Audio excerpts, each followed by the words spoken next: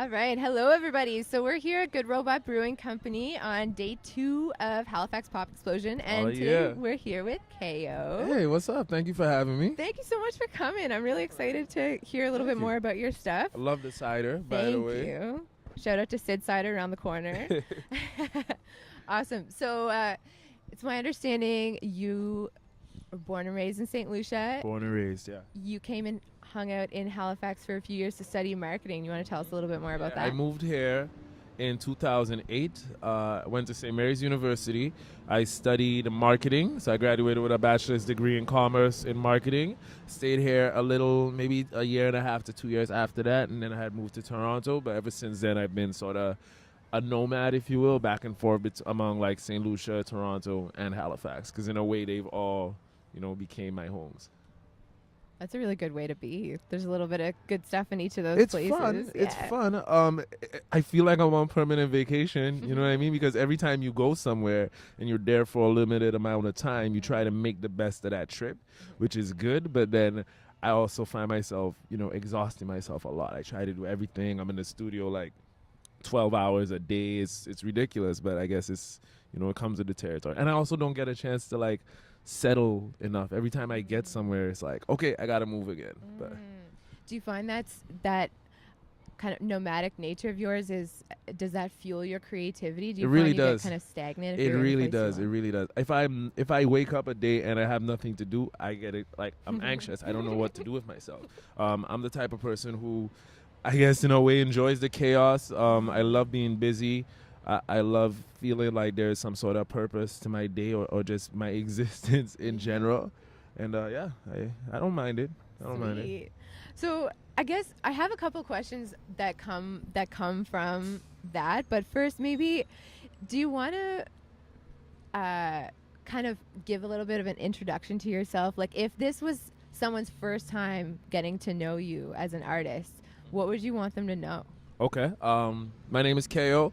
I'm originally from St. Lucia. I'm a hip hop artist. My music is a blend of hip hop with reggae and R&B. It's very thoughtful, very conscious, very melodic, but also just very vibesy. I like to look at it as if Bob Marley was a rapper, I would be that guy. That's my thing. When you say your music is more conscious, what would you say it's more conscious of? Like, what kinds of themes do you like to cover in your writing? I like to look at it as myself as an artist. I like to think of myself as very conscious yet also very conflicted. So my music tends to address that spectrum. If you, I'm the type of guy who would be like in the club, loving life, but also looking around like, what are we doing, kind of thing. Sadly, I'm that kind of guy who could be his worst enemy at times, and the music tends to reflect that, whether it be direct, whether it be with me directly, or whether I've had experiences with other people around me, or whether it's a true story or loosely inspired by some sort of conversation I had with someone. But at the end of the day, the music it comes from a genuine place. So I talk about very, in a way, real situations, whether good or bad, depending on how people want to take them at the time. But I really try to delve into, in terms of themes, love, of course, is like one of the universal The themes. natural one. But love lost as well as love found. Just excitement and the vibe. Me being from the Caribbean as well, there's also that kind of element, that kind of rhythm that I unconsciously put into my music. So it's just a lot of those things. I like to say things. I always want people to feel something when they see me, when they hear me, when they see me perform. I want to leave people with some sort of substance. I want to leave this world in general. I want my legacy to be something of some sort of relevance, that I said something, that I made a difference, So I know that's just what I'm trying to do. That's amazing. We need all the people like you. That's really great. Thank you. And I'm Thank sure you. you're inspiring a lot of people to do the same. And I that's hope really so. important I hope so, work. because there are people out there who inspire me to do the same. And at the end of the day, I feel that's what it is. It's all about like vibrations and frequencies and a ripple effect. So whatever energy that we put out into the world, it's reciprocated in some form or fashion. And, we just have to be aware of that. Speaking of that, something that I learned about your time in Halifax is that you were connected with Classified, and that Oh yeah, we shout got out Big Homie Class. yeah. I'm curious about that relationship, that mentorship that you found in him, and what qualities in this person you found so effective in like helping you grow as an artist. Well, I think at the time, it was the natural progression. You know what I mean? I've been here for a little while, just been connecting with a bunch of people in the city, and eventually I had connected with Classified, who happened to be, not only the biggest artist from this region, but one of the biggest hip hop artists in Canada. So it was interesting because we're so different. You know what I mean? Like where we come from, our influences, music, our style, everything is very, very different. But there was something about it that really clicked and really worked. And I think at the end of the day, it comes down to vibes. Yet again, it comes down to Classified as a really good guy. And I like to think that I put my best foot forward.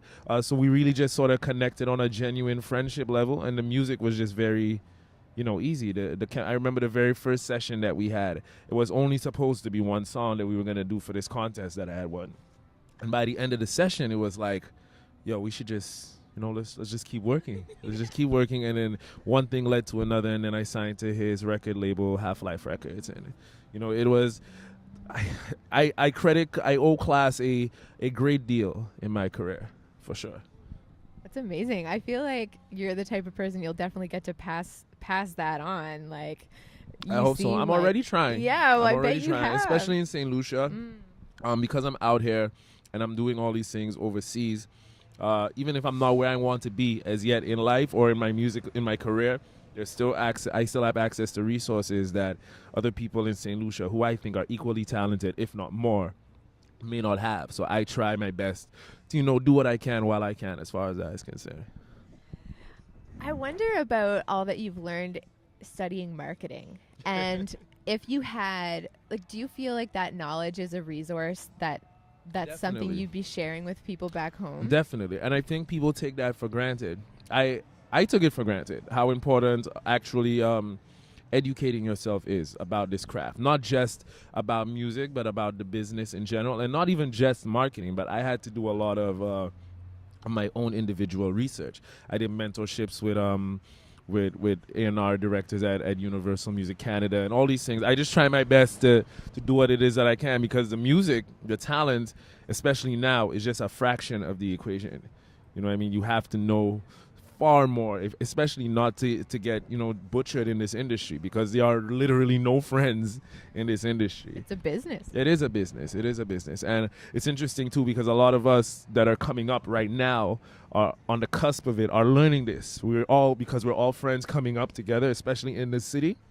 And we're now experiencing how the business aspect comes into play, because we're no longer just, making music in our basement and having fun with it. Now we have to sign contracts. We got to make sure split sheets are all right. We got to make sure the publishing is 100%, and all these things that I feel the average person who is very passionate about the music, but maybe slightly ignorant to these little anecdotes, they need to know. They need to know sooner than later, because it's important. It's very important.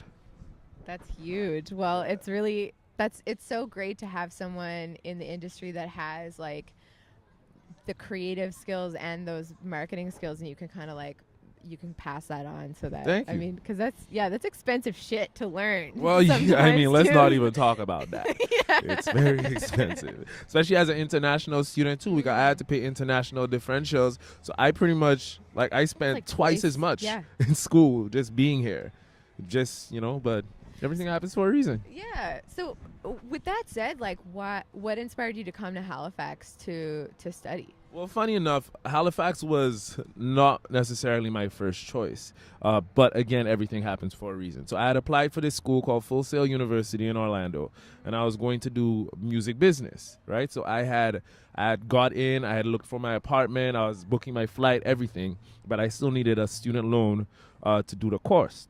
Now in St. Lucia, there's sort of a policy where the banks or the government will not give you a student loan for any course that isn't necessarily on their priority list. And that priority list is a list of the courses that they think the citizens should do for the benefit of the country.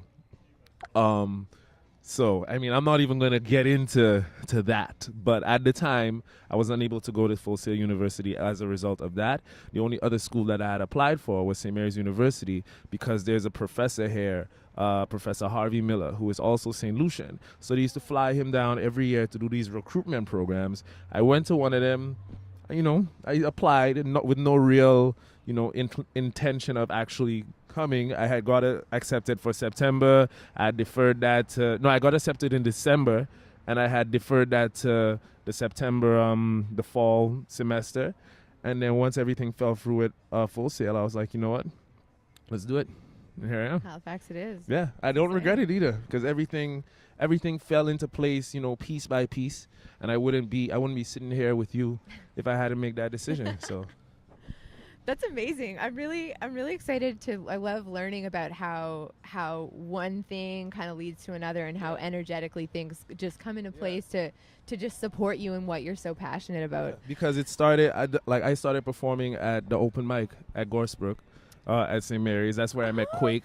Through Quake, I met Class. Through Class, I met my management company, Black Box, and then my booking agency, Feldman. That's how I got signed to EMI. All these things were like stepping stones that happen one piece at a time. And I guess this is an important piece of information for people out here listening too, is that there's really no such thing as an overnight success. An overnight success is usually 10 years in the background that you don't see.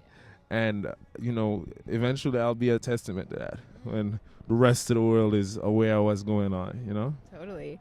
Was there ever a time where you just weren't sure, like you hit a snag and you're just like, why am I doing this? And if so, what kind of allowed you to push through that? I go through that on a regular basis, every year, every couple months, if you will. But I've just invested so much of my life. I've invested the majority of my life into this, and it's just one of those things where I would never forgive myself. I would never be able to forgive myself for stopping right now, when you never know how close you really are. And even if I did decide to stop, would I really stop if this is such a pivotal part of who it is that I am? Like I literally use music as a therapeutic process. Like, it's how I vent. It's how I record experiences at certain points at times in my life. It's very important to me. It's a very pivotal part of me, of Kayo, of Filbert, of this person. So that's literally what keeps me going. Like, every time I get, slightly depressed or have a slight anxiety attack about, oh my God, what am I doing? I'm getting older. I'm not where I want to be. I'm broke. This, that, and the third. I just had to think, like, man, just keep going. That's why you're here in the first place. Just keep going. And if it's meant for you, if it is in fact what you are meant to do, then it will happen.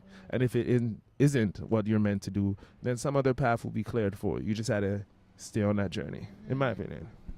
It's amazing. So is that kind of like an internal dialogue you have with yourself? Do you kind of do you have Talk any to like myself techniques all to, the like, time. Yeah, okay. Yes, curse myself out. Like, what are you doing? Like, if I could hit myself, I would, but I won't.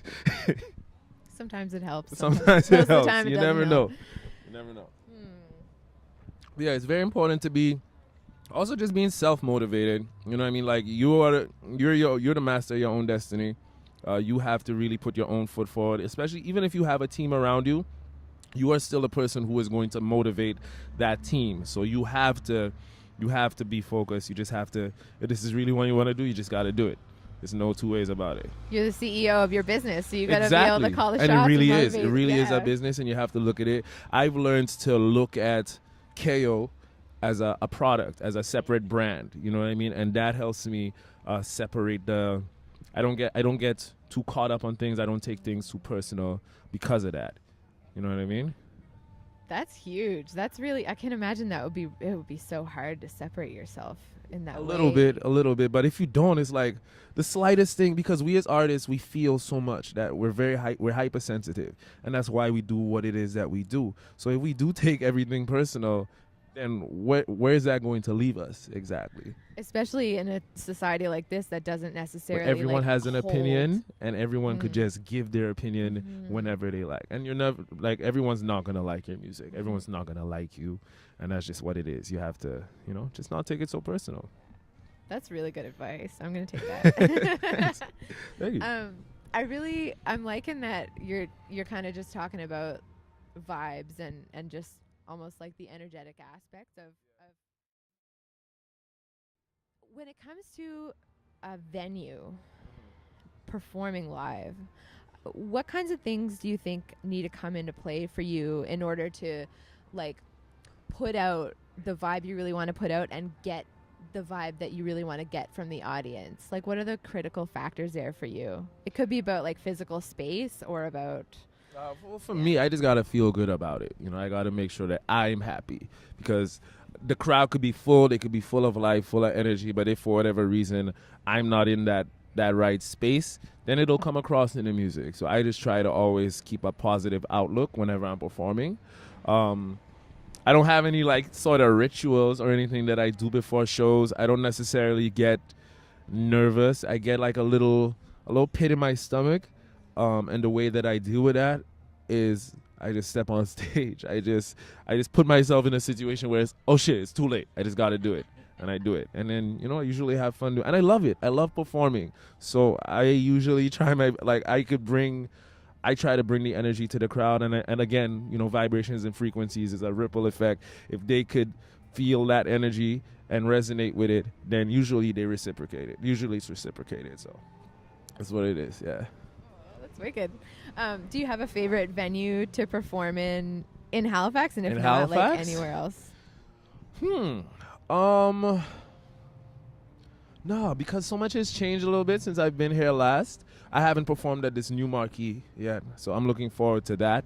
Right now we're doing this unplugged show at 7 Bays every Thursday called Solstice, and that's been really good. It's very laid back, very impromptu. It's like a very conversational and informal. I usually bring in a special guest to perform with me every week, and that's been really cool. So I'm really fond of that particular venue right now, but that's like sort of one aspect of what it is that I do as far as the acoustic stuff is concerned. When it comes to like the more live energy hip-hop shows, I mean, we'll see. I like what the marquee looks like, so we'll see what Saturday brings. I think it's going to be sweet. It's one of my favorite venues in I'm the looking city, forward to and, it. I like the lineup too. Yeah, The lineup is really dope. Yeah, amazing. Yeah. Well, that said, you can catch Kayo on Saturday, the 21st. Your set's at 9:30. Sure. Your set's at 9:30? Yes. Pretty sure? Yeah, 9:30. Playing with Quake Matthews, and you're going to be warming up the stage before Renee Smith, which is really exciting. I saw her perform at the ECMAs for the very first time, and I was blown away. She's just so explosive, man. She's such an explosive performer. So I'm looking forward to seeing the whole show as well as performing. Me too. So much. That's awesome. Well, is there anything else you want to share with folks before we wrap up? Follow me on Instagram and social media. My website is imko.com. My social media handle is @Kayo Guevarra. Everything is @Kayo Guevarra, YouTube, Facebook, SoundCloud. We're also putting out a free song every week while I'm here in Halifax for the month of October. You can get that on my SoundCloud, soundcloud.com/Kayo Guevarra. Solstice every Thursday. The last Solstice event will be next Thursday on the 26th of October. Doors open at 8. We perform 9 to 11. And just look out. More to come. We're only just beginning. Yeah. Thank you so much for coming. Thank you very much. I can't wait to check out your show on Saturday. Dope. I look forward to seeing you there.